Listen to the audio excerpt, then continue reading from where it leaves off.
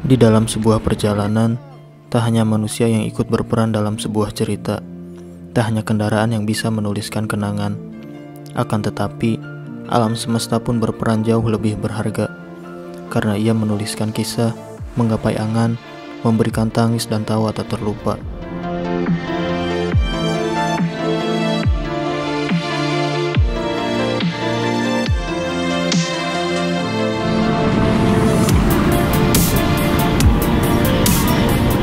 Setelah puas menikmati kota Ende, kami melanjutkan kembali perjalanan menuju Danau Kelimutu. Usai sarapan, kami berangkat pada pagi hari sekitar pukul 9 pagi.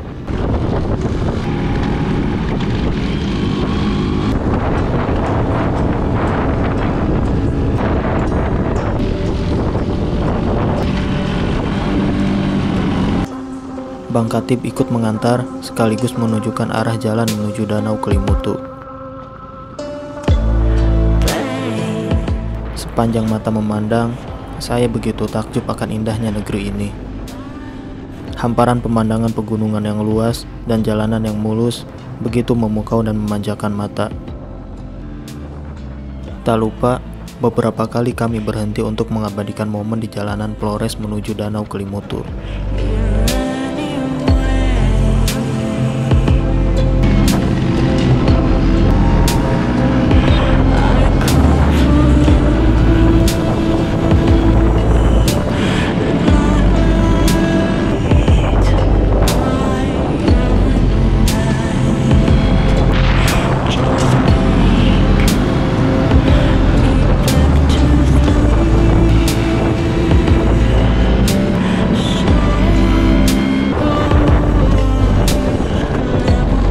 Terus menelusuri jalan lintas nasional, membawa kami tiba di sebuah pasar di pinggir jalan. Di pasar ini, mayoritas pedagang menjual buah dan sayuran. Kami pun beristirahat sejenak sembari menikmati hasil bumi yang dijual langsung oleh pedagang. Mari.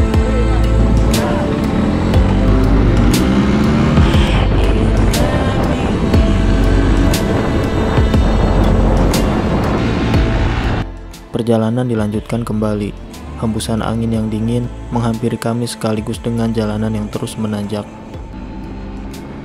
Rute menuju Danau Kelimutu sudah tak jauh lagi. Akan tetapi, semakin kami berada di ketinggian, semakin kabut tebal turun menutupi jalanan dan pandangan. Kami sangat berhati-hati ketika melewati jalanan ini. Cuaca yang dingin dan kabut yang membasahi pakaian menambah dinginnya tubuh tak kala itu.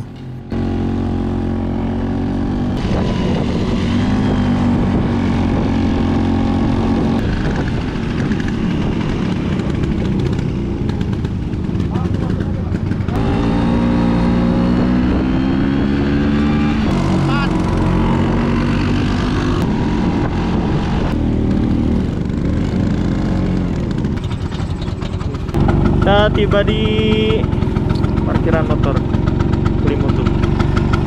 Kabutnya sangat tebal di sini. Sepanjang perjalanan batas jarak hanya 5 meter. Oke, sekarang kita saat ini melakukan pendakian menuju ke Kelimutu. Jalanannya sudah enak nih, karena sudah ada tangga. Kapasitas 23 orang. Tiba di pintu masuk dan membeli tiket, kami mulai melakukan pendakian. Tidak terlalu jauh dan hanya memakan waktu sekitar 15 menit. Wisata di era new normal saat ini cukup sepi pengunjung, mungkin karena hari sekarang masih weekday. Nggak tahu kalau sudah mulai weekend akankah ramai kembali atau tidak. Sepi. Keren view-nya. Akses menuju Danau Kelimutu pun sudah bagus karena tersedianya anak tangga. Dan inilah keindahan alam dari Danau Kelimutu.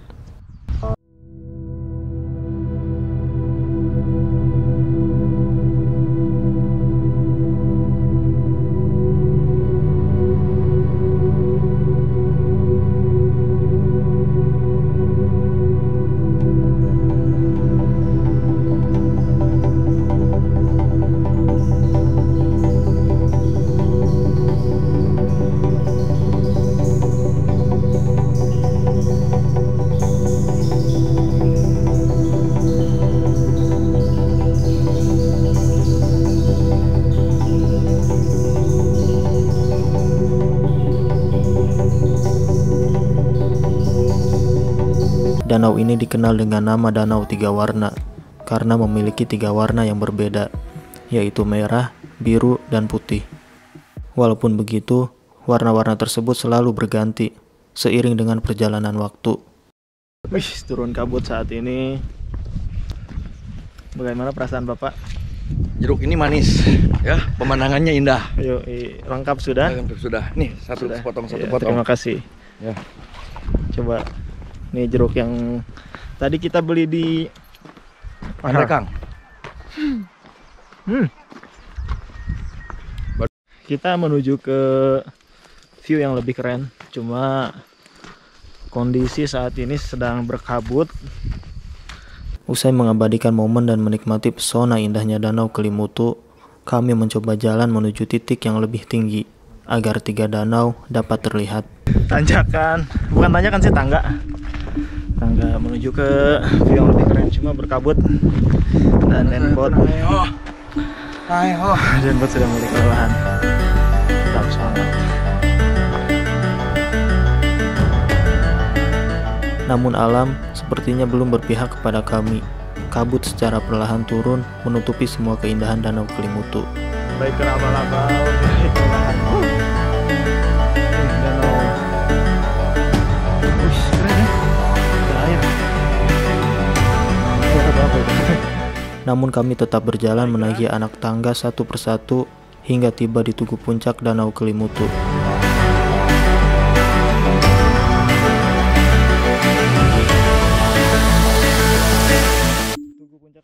Namun ternyata kabut semakin tebal dan pemandangan di sekitar benar-benar sudah tertutup.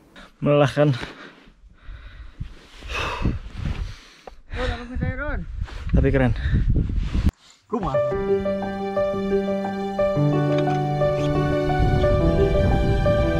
Kabut makin tebal.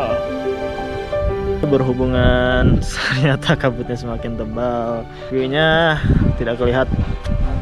Mungkin kurang beruntung dan ya apa boleh buat, suatu saat kalau ada rezeki kan bisa kesini lagi.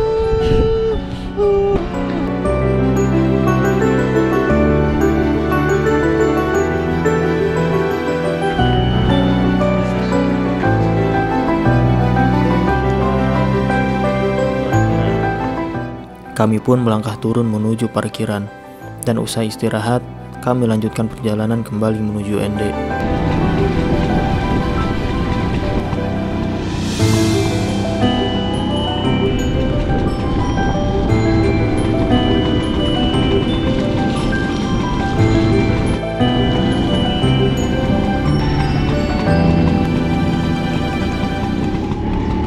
Kabut yang tebal dan jalanan yang licin memaksa kami harus ekstra hati-hati karena jalanan yang menurun dan jarak pandang yang sangat terbatas.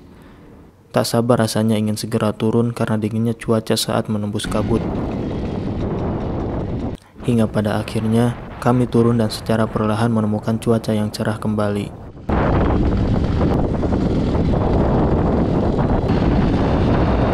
Saat perjalanan menuju Ende, kami singgah di kampung adat Nologai. Namun saat itu tak ada pengunjung satupun di kampung adat ini, dan para penghuni rumah pun saat itu sedang melakukan aktivitas di luar rumah, sehingga terlihat sangat sepi. Hanya ada gerombolan anjing yang terus menggonggong melihat kami berdua. Tak banyak informasi yang kami dapat mengenai kampung adat Nologai ini, sampai pada akhirnya kami kembali melanjutkan perjalanan menuju kota Ende.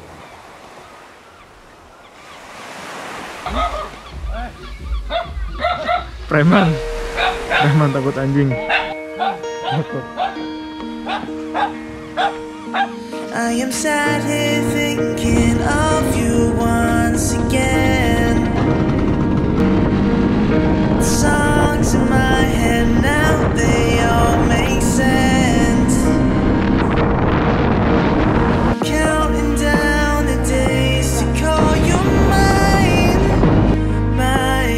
Keesokan harinya, kami berpamitan kepada teman-teman di kota Ende, dan khususnya Bang Katib. Terima kasih banyak karena sudah menjamu kami di Ende. Suatu nanti, kami akan kembali ke sini. Kembali mengisi penuh tangki bensin dan menelusuri lintas Polres dengan jalanannya yang begitu indah. Hamparan pemandangan lautan sepanjang perjalanan begitu memukau dan sangat memanjakan mata.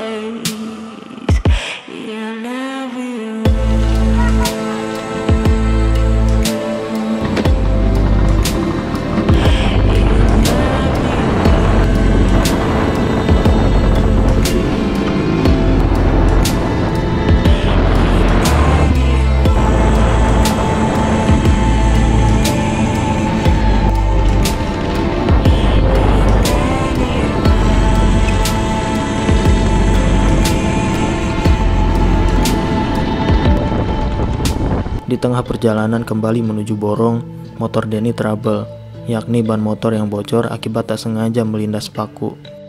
Sekitar 15 menit, kami mengganti ban Vespa yang bocor dengan ban dalam Vespa yang baru.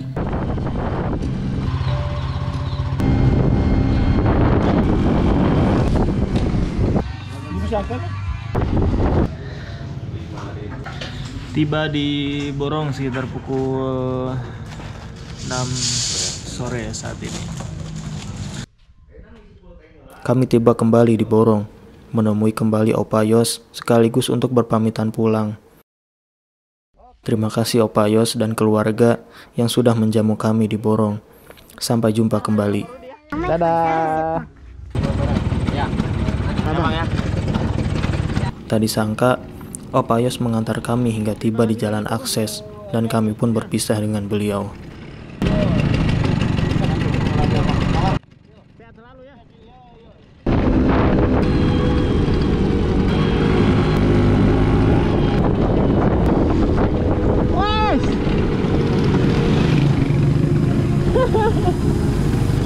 Tanpa dugaan, di tengah perjalanan kami berjumpa kembali dengan Vincent di pintu masuk Danau Ranamese.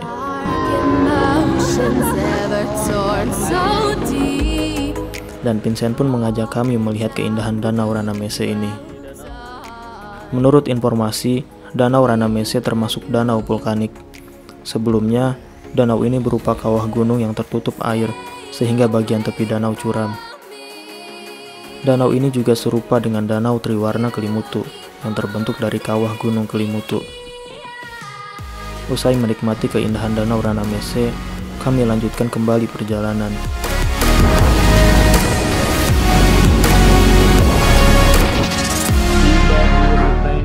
Tiba di Ruteng sekitar pukul 1 siang, kami pun beristirahat sekaligus mengisi perut yang sudah mulai lapar.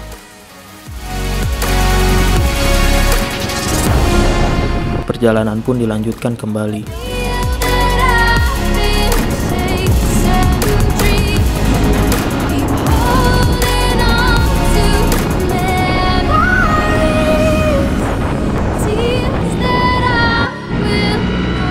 Menelusuri jalanan lintas Flores dan menemukan kembali jalur yang cukup menanjak dan tajam.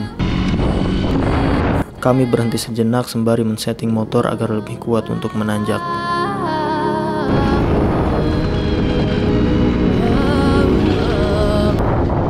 Sepanjang perjalanan dari Ruteng menuju Labuan Bajo, kami dibuat takjub oleh indahnya pemandangan di setiap jalanan yang kami lalui.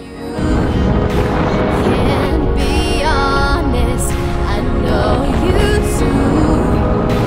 Walking down through the fields, I still want you.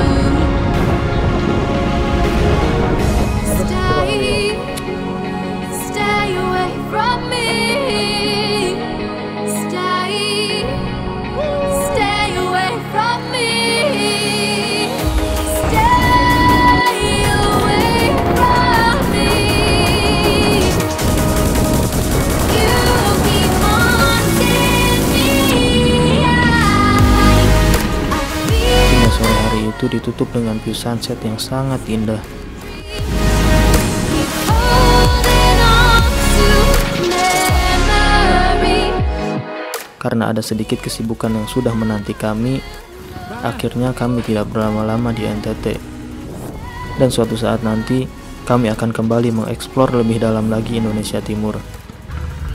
Hari itu, kami menyeberang menuju ke Nusa Tenggara Barat.